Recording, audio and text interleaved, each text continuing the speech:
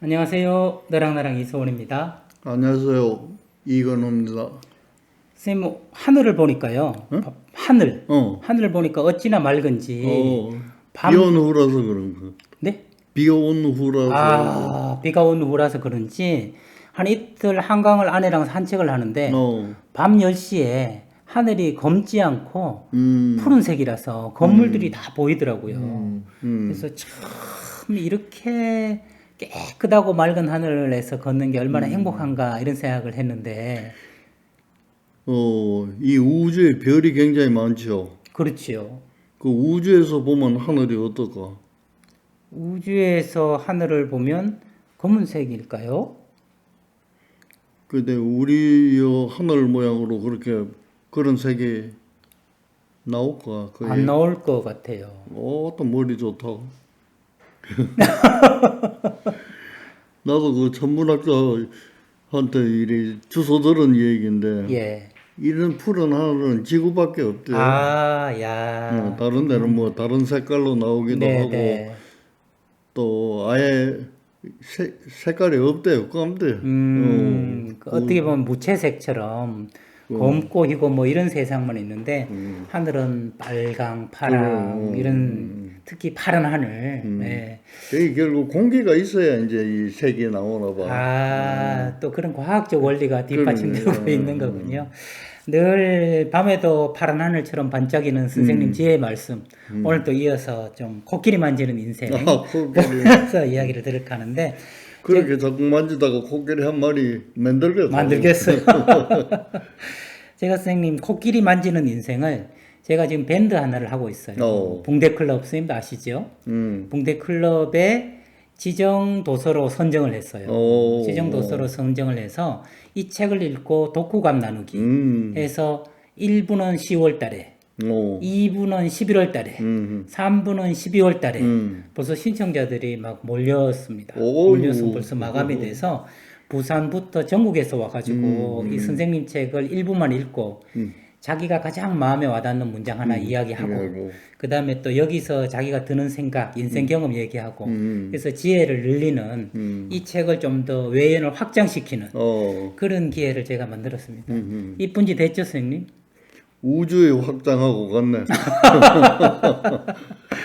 참, 내 우주라는 것이 어떻게 보면 나하고 가깝게 지내는 사람들이 나의 우주 아니겠습니까? 그 사람들이 지혜를 더 깊고 넓게 하는 거는 우주를 확장한 거나 같다. 그렇게 느껴지는데요. 오늘도 그냥 복권 추첨하면 이렇게 펼쳐가지고 나오는 대로 얘기하는 거 아니겠습니까? 그래서 저도 이렇게 딱 펼치니까 고통은 지혜를 만든다 하는 게 딱 나와요. 그래서 오늘 당첨. 고통은 지혜를 만든다. 고통이 없다면 지혜도 생기지 않는다. 이렇게도 역으로 번역할 수 있는 이야기인데 우리는 고통에 대해서 원망하고 우울해할 것이 아니라 이 고통이 지혜를 만드는 원천이라는 걸 알고 감사해야 되겠다. 이런 말씀을 하시려고 고통은 지혜를 만든다고 176쪽에서 말씀을 해주셨는데 전번 대담처럼 선생님은 무엇을 썼는지 잘 기억나시지 않고 저는 또 무슨 내용인지 모른 채로 이렇게 이야기를 자유롭게 나누는 건데 이 문장 하나만 가지고 얘기를 좀 해보죠. 고통은 지혜를 낳는다. 이게 어떤 의미로 이렇게 말씀하셨을까요? 근데 네. 저희 얘기는 듣는 사람에 따라서 고통스러운 사람한테는 되게 원망받을 것 같아. 그러게요. 이 고통이 무슨 지혜를 낳는다고. 네가 아파봤어? 네가 아파봤어. 네. 그래서 사실은 나도 이제 아파본 경험이 있는데 네네. 그 고통은 다른 사람이 뭐라고 위로해도 위로가 안 돼요. 예, 대신 아픈 게 아니니까. 근데 이제 저런 소리를 자꾸 해놓으면 화가 더 날 것 같아. 네. 근데 이제 그것도 다 지나가는 얘기니까 네. 시간만 지나면 그 고통이 또 없어질 것 아니겠어요? 그렇겠지요. 네. 그럼 없어지고 나면 어떻게 없어졌을까? 그걸 곰곰이 생각해 보면 네. 참 지혜롭구나 하는 생각을 그때 느낄 수가 있을 것 네. 같아요. 어떻게 해서 내가 그걸 극복했을까? 네. 그 지혜로우니까 극복한 거예요. 그러네요. 그걸 지혜라고 내가 인식하고 극복하는 건 아하. 아닌데 네. 거기서 어떻게든지 그 고통을 벗어나려고 이렇게도 해보고 저렇게도 해보고 네. 했던 것이 어떤 것이 딱 들어맞아서 해결이 됐단 말이에요. 네, 네. 그러면 그건 지혜라고 해도 충분하잖아요. 네. 선생님 하신 지혜라는 것이 어떤 어려움에 봉착했을 때 이렇게도 해보고 저렇게도 해보다가 딱 들어맞는 걸 발견하는 것. 그래. 그게 지혜 아니겠습니까? 그래. 그렇기 때문에 그걸 거쳐야만 살아났을 테니까. 예를 들면 풍랑을 만난 뱃사공이 이렇게도 해보고 저렇게도 그래. 해보고 아, 저 사이로 가면 되겠다 해서 그 물길을 찾아서 구사일생으로 스스로를 구했다면 그 행위 자체가 이미 지혜로운 그렇지. 거다. 그래서 그런 뜻으로 이게 그 풍랑을 겪을 당시에는 이게 지혜라는 걸 알 수 없지만 지나고 보면 그래도 내가 살아남았다는 거. 그렇지. 그것 자체가 내가 굉장히 지혜로웠구나. 그러면 옛 속담들에서 그 풍랑이 뱃사공을 노련한 뱃사공으로 만든다. 뭐 이런 속담이 있는 걸 보면 그것도 고통이 지혜를 만든다. 그렇죠. 이런 뜻이라고 할 수 있겠네요. 그러면 고통이 없이는 지혜는 만들어질 수 없다. 이렇게도 볼 수 있는 건가요? 그럴 수도 있겠죠. 우리 사람들에게 조그만한 고통도 없이 네. 자기가 원하는 대로 다 되고 뭐 그렇다면은 네. 그 고통스러운 게 뭐가 있겠어요? 네. 그럼 고통이 없다면은 그것도 만족은 안 될 것 같아요. 심심하잖아. 심심하잖아요. 한 150년 전에 쇼펜하우어라는 철학자가 인생의 두 가지 어려움은 고통과 심심합니다. 그렇게 얘기했는데 그렇게 해도 쓰겠는데. 그것도 말이 또 되는 말 같은 생각이 내가 들고요. 이메일에 나한테 보내주는 뭐 여러 가지 재밌는 얘기를 보내주는 네. 친구들이 있는데 그 친구가 지옥하고 천당이 네. 우리 이서원 선생은 천주교니까 뭐 그거 알겠다 그지? 네. 천당, 지옥. 지옥. 네. 근데 이제 그게 담이 쌓여 있는 거야. 아, 경계선. 이 좀. 경계선이. 예. 그게 구멍이 뚫려서. 그러니까 그래, 이제 네. 천당에 있는 관리자가 네. 지옥에 있는 관리자를 불러놓고 말이지. 네. 이거 이래 뚫어가지고 이거 들어올라가 하면 이 말이 안 된다고 네, 막 다 지옥 있는 사람들이 천당으로 올라갈 테니까. 그 올라갈 네, 거니까 네, 이거 네. 말이 안 된다고 그러니까 지옥에 있는 관리자가 그건 우리가 뚫은 게 아니다 너가 뚫었다 아, 그걸로 그렇게 얘기를 하는 반전인데요. 네. 그러니까 아예 천당은 이렇게 좋은데 말이지 그거 뚫어가지고 지옥에 갈 사람이 어디 있느냐 네, 네, 네. 이러니까 이제 지옥에 있는 사람이 당신이 생각하는 천사들은 이 지옥에 다 와 있다. 오, 그런 얘기를 하는 거예요. 예, 예. 그러니까 그 사람들이 천당에 가려고 뚫을 이유가 없다는 거예요. 네, 네, 네. 이제 그거는 꾸민 말이겠지만은 네, 네, 네. 천당에 가는 사람이 그만큼 적다 이제 아, 이런 걸 네. 이제 얘기해 주려고 이 얘기를 꾸민 것 같잖아요. 네. 저 이제 대학교 교수로 생활할 때 한 선생님이 영국에서 박사학위를 받았어요.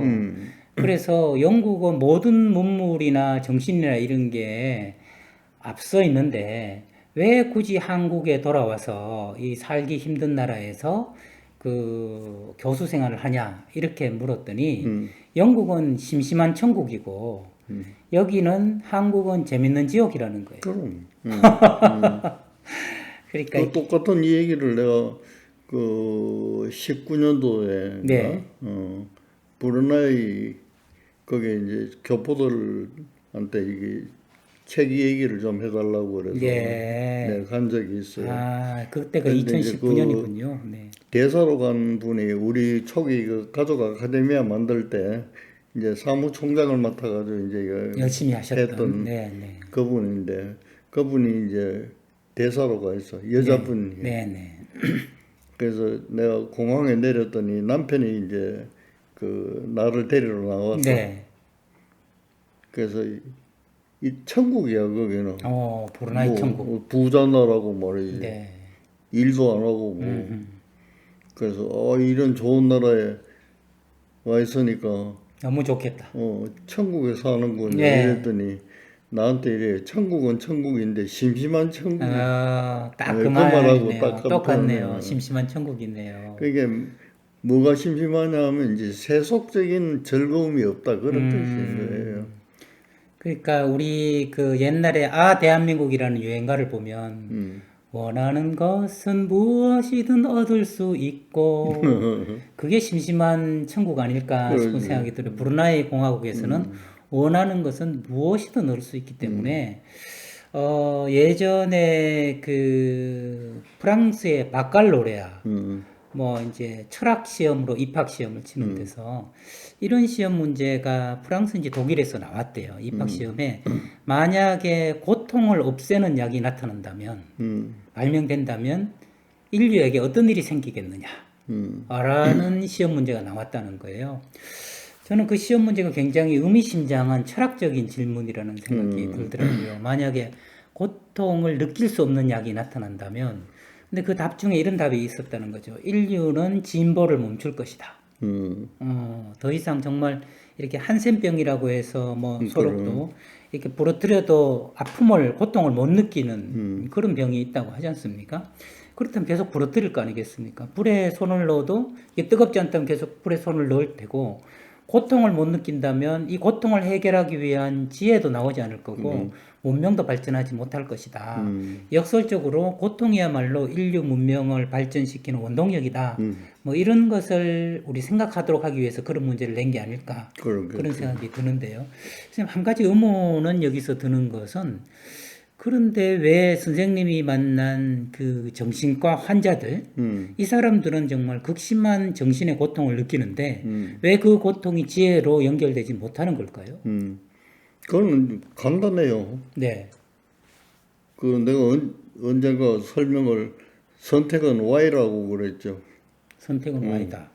Y자는 것 같아요. 예. 삼거리. 삼거리. 네, 이쪽을 가든 선택이잖아요. 그렇죠. 네, 근데 우리 환자들은 거기서 솟아날 구멍을 찾는 게 아니라 네, 자기를 누르는 것을 선택한 거예요. 네, 똑같은 고통을 네. 오더라도 어떤 사람은 하늘이 무너져도 뭐 솟아날 구멍이 있다 하고 뭐 네. 지푸라기라도 잡고 어떻게든 네. 이걸 내가 빠져나가야 되겠다. 네, 이렇게 생각하고 이제 탐색하는 선택을 하는 사람이 네, 있는가 네, 하면은 아이고 이제는 죽었구나 네, 하고 미리 죽어버리는 사람이 있어요. 예. 이제 그런 사람들이 말하자면 이제 나한테 와서 그 도움을 좀 받는 그런 계층이 되는 거지. 네. 선생님 말씀을 보면 보통 사람들은 하늘이 무너져도 솟아날 구멍이 있다고 이렇게 위로하는데, 이 사람들은 하늘이 조금만 흐리면 들어갈 구멍이 있다 해가지고 구멍 속으로 들어가 버리니까 솟아날 구멍이 있느냐 들어갈 구멍이 있느냐 이 차이로 이 고통이 지혜로 가기도 하고 그러지. 고통이 더 극심한 고통으로 가기도 하는 거네요.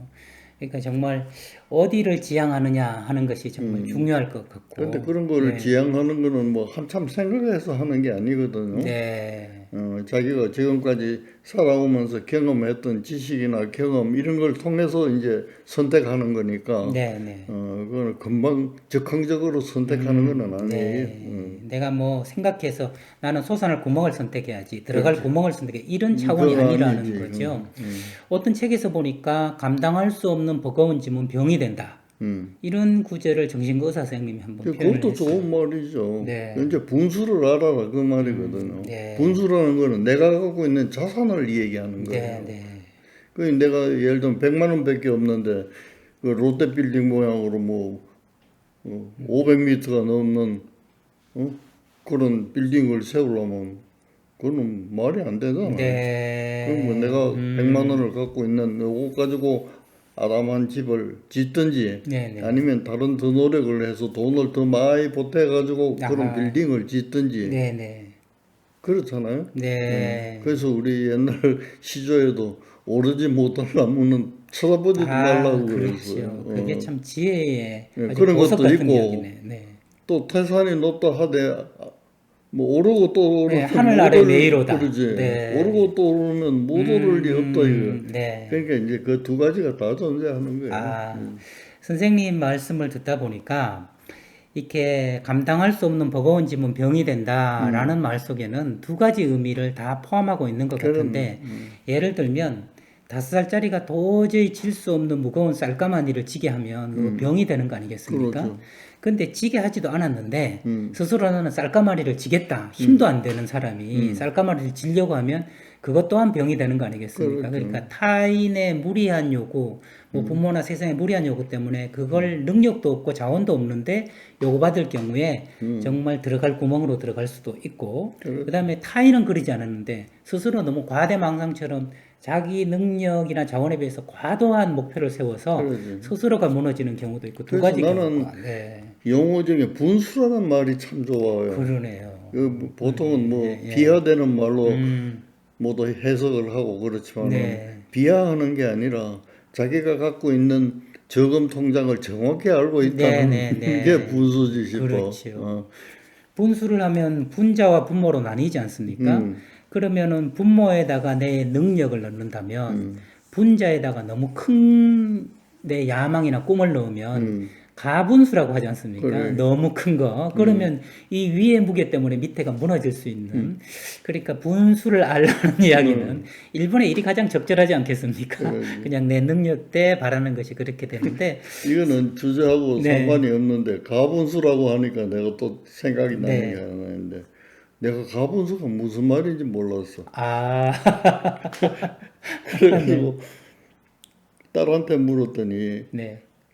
자기 별명이 가분수래. 예, 왜요? 그거 무슨 말이냐 그랬더니 오빠가 자기를 놀린다고 얼굴 크다고 자꾸 가분수를 하는데 그거는 우스갯소리로 내가 들었는데 가분수 하는 정의가 뭔 그러니까 정색을 하더니 나보고 정말 그걸 학교 모르냐고. 나왔느냐고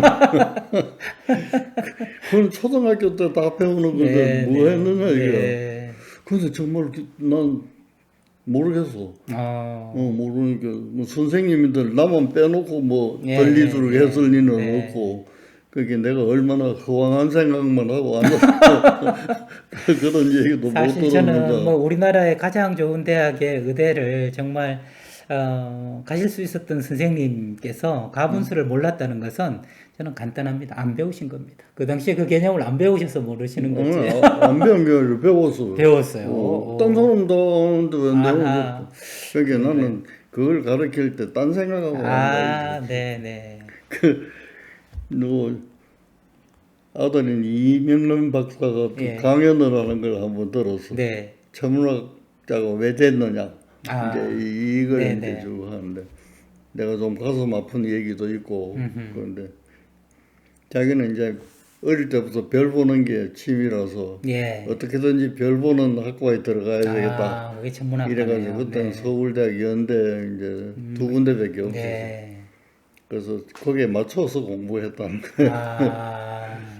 그러니까 어떻게 보면 이제 하기 싫은 공부는 안 했다 그런 뜻이겠어요. 그러네요. 그래 정말 하고 싶은. 그 들어가 보니까 뭐 실망했대요. 아, 천문학이 이런 거 같으면 들어오지 않을 건데 내가 꿈꾸던 거랑 달랐다. 4년 동안 배우는 게 말이지 수학, 물리 이런 것만 배우는. 기초과학. 네.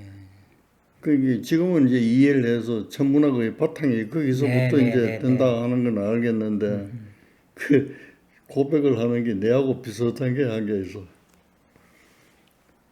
시험을 치는데 수학 네. 100점 만점에 8점 맞았어. 와. 모르이 8점 맞는 거지. 네네네. 그게 가분수도 모르는 아들하고 닮았어. 참 그 아킬레스 신드롬이라는 책을 제가 본 적이 있는데 세계적인 수학자가 가분수를 모르는 경우를 아킬레스 신드롬이라 그러더라고요. 남들은 당연히 다 알 거라고 생각하는데 정작 본인은 그거를 선생님 무슨 이유인지 살짝 놓쳐가지고 그 개념을 모르는 경우. 진솔하게 이렇게 말씀해 주시니까 또 웃게 되는데요. 뭐, 이거 우연히 펼친 데서 고통에서 지혜가 생긴다 하는 말씀으로 이런저런 이야기를 나눠봤고요. 역시 사람은 자기의 분수를 알아야 된다 하는 이야기로 또 근데 좀 더 이제 지혜를 이제 높이 평가를 하려면은 네. 경험해보지 않고 고통스러워해보지 않고 머리로 아는 것은 가짜 지혜. 아, 야. 그렇게도 지혜라는 말을 좀 네네네. 높이려면 내가 그런 말도 할 수가 야, 있겠어. 선생님, 이것은 시간이 조금 더 걸리더라도 이 말씀의 뜻은 좀 듣고 가야 될 것 같아요. 경험하지 않고 미리 아는 것을 공자께서는 상지라에서 가장 뛰어난 수승한 지혜다, 지식이다 이랬는데 선생님은 공자님과 전혀 배치되는 말로 그렇게 아는 것은 가짜 지혜다 이렇게 말씀하셔서 물론 그것을 공자님은 지혜 지자가 아니라 알 지자를 썼지만 선생님께서는 가짜 지혜다 이렇게 말씀하시니까 제가 이건 좀 선생님께 설명을 듣고 제대로 선생님의 뜻을 헤아려야 되겠다 이런 생각이 드는데요. 제가 공자가 아니잖아요. 예. 또 공자에 미치지 못하는 사람입니다. 일단 거기까지는 하시고. 그런데 이제 내가 환자들을 보고 이게 내가 경험한 걸 보니까 네. 지식으로서도 얼마든지 지혜롭게 사는 사람도 있어요. 네. 있지만은 그 지난 농도가 아. 경험하고 사는 사람하고 경험하지 않고 네네. 지식으로 사는 사람하고 네. 내 느낌의 차이가 있더라 그런 뜻이에요. 네. 이제 그래서 내가 이해하겠습니다. 더 높이기 위해서 가짜라는 말을 쓴 거지. 네. 그게 왜 가짜겠어요? 네. 가짜는 아니지만은 농도에 있어서. 농도의 차이가 있더라는 네. 좀 더 부연 설명하자면 그런 뜻이에요. 저는 선생님 미인을 이렇게 등급으로 나눈 적이 있어요. 저 주관적으로 나눴는데 참 얼굴과 몸매가 고운 사람을 이쁜 사람이라고 이야기하고 근데 거기서 한 단계 더 나간 사람을 아름다운 사람이라고 제가 얘기했는데 왜 그렇게 나눴냐면 아름다운의 뜻이 두 가지가 있다고 그래요. 하나는 앓은 사람다운, 한번 아픈 사람다운, 고통을 겪은 사람다운, 앓은 사람다운이 아름다운으로 변했고 그 다음에 그래서 아는 사람다운 이 뜻이 아름다운이라고 그래요. 근데 이것이 뭐 국어학적으로 옳다 그르다를 떠나서 그 얘기가 저는 상당히 와닿아서 선생님 말씀에 의하면 농도가 진하게 된다는 것은 그냥 예쁜 사람에서 아름다운 사람으로 되는 게 아닐까 그런 생각도 저는 얼핏 드네요.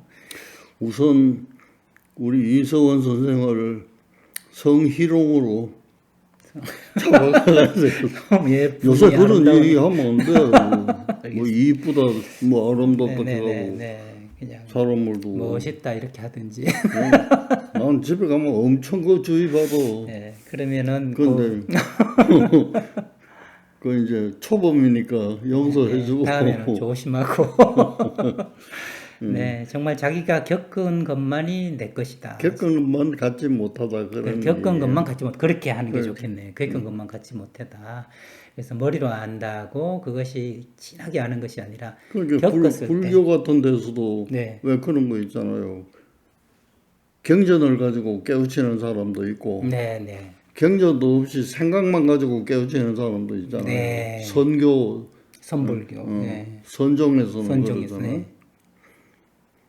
어느 게 그러면 더 이쁘다, 아름답다 그래서 네. 뭐 그거는 성하고 관계 없으니까. 네, 네, 네. 음. 뭐 참선을 통해서 깨닫는 게 더 아름답다 이렇게도 볼 수 있지 않을까요?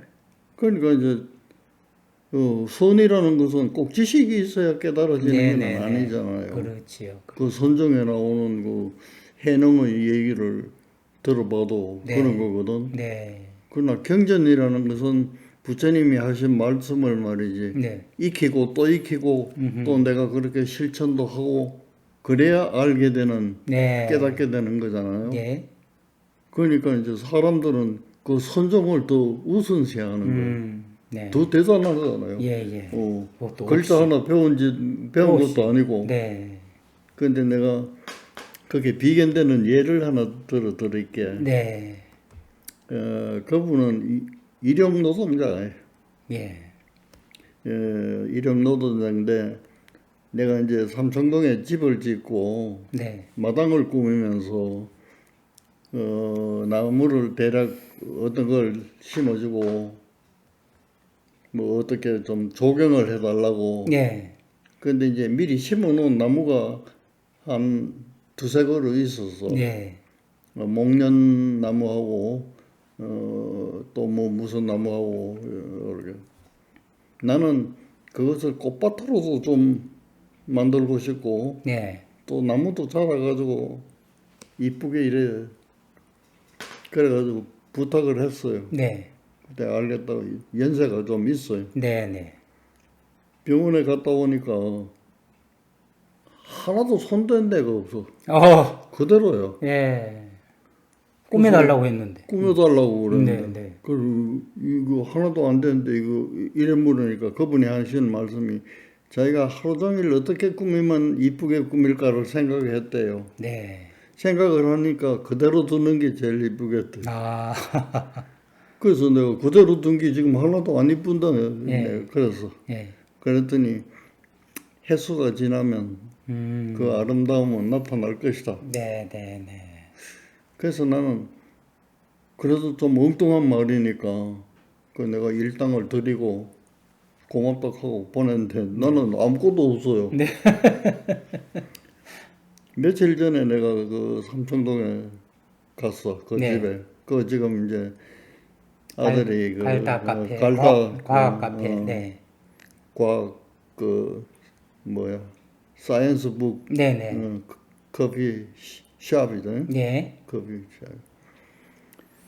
그래 가서 차 한잔 하고 창문 밖으로 이렇게 내다보니까 말이지.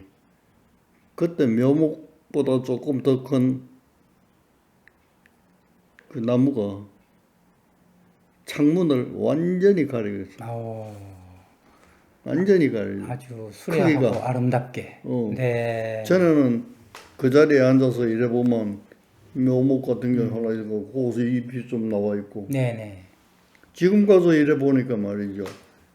그쪽으로 향한 큰 창문을 가득 채운 거예요, 이게 잎이. 야, 장관이네요. 그래서 내가 그분을 생각해서 예. 야, 그분은 비록 이런 그 근로자로 예. 근무를 하면서 내가 시키는 대로 해주지도 않았지만은 네. 그 설명이 그때는 의아하게 들었어요. 내가. 네, 네. 그런데 이 앞을 내다보고 말이지. 지금 딱 맞아. 아, 어. 네. 그런 생각을 하면 꼭 지식이라는 거하고는 네네. 이게 관계 없는 게 아니라 네. 농도가 다르구나 하는 생각이 드는 거예요. 그분이야말로 경험으로 농도 깊은 지혜를 가지고 계시다가 그렇지. 이 딱 보자마자 성견 지명을 가지게 된 그런 경우라고 할 수가 있군요. 그래서 우리가 꼭 책을 통해서 또 지식을 통해서 지혜를 넓혀야 되니까 열심히 책을 봐야 된다. 거기에 너무 얽매일 필요는 없이 내 경험에서 내 고통에서 가만히 들여다보면 그때 깨닫는 원리들이 지혜일 수 있다. 이걸로 용기를 가지고 뭐 이렇게 위축되지 말고 그렇게 하루하루 일상을 살아가시면 좋을 것 같은 생각이 들고 저 뒤에 보면 아름다운 나를 찾아 떠나는 예술 여행 해서 일상이라고 적혀 있다는 거죠. 어제 이 모임을 하셨던 거죠. 그 다음 주에 또 이 모임이 있는 걸로 알고 있는데 일상 속에서도 얼마든지 그 잔잔한 크고 작은 고통 속에서 발견할 수 있는 게 지혜다. 이 말씀으로 오늘 대담은 첫 번째 정리를 좀 할까 합니다. 그거보다 네. 이서원 선생이 한 말을 네, 마지막 말로 삼으면 좋겠어. 네. 구멍을 찾아도 위로 찾지 밑으로는 찾지 마라. 감사합니다. 그러면 말로 우리 하늘이 무너져도 솟아날 구멍을 찾지 하늘이 맑아도 들어갈 구멍을 찾지는 말자 하는 말로 대담을 마무리하도록 하겠습니다. 지금까지 제 얘기로 최초로 마무리를 해본 너랑나랑의 저는 이소원이었습니다. 다음 시간에 뵙겠습니다.